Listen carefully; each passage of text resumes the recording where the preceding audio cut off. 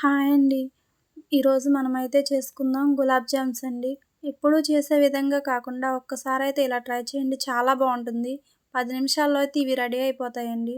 Bread పౌడర్‌నైతే మనం ఇలా చేసుకొని ఒక బౌల్‌లో వేసుకొని కొంచెం కొంచెం పాలనైతే యాడ్ చేసుకుంటూ మనం ఒక ముద్దలా అయితే చేసుకుందామండి నేను చూపించే విధంగా.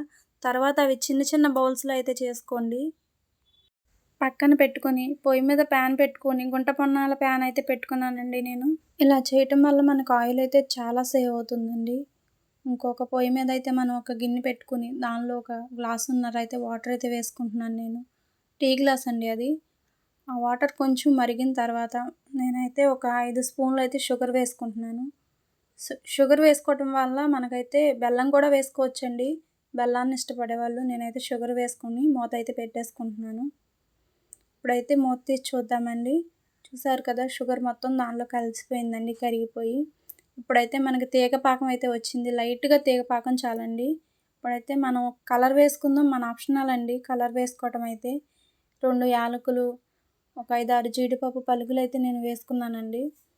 ఇలా వేయటం వల్ల ఏమవుతుందంటే మంచి టేస్ట్ వస్తుందండి.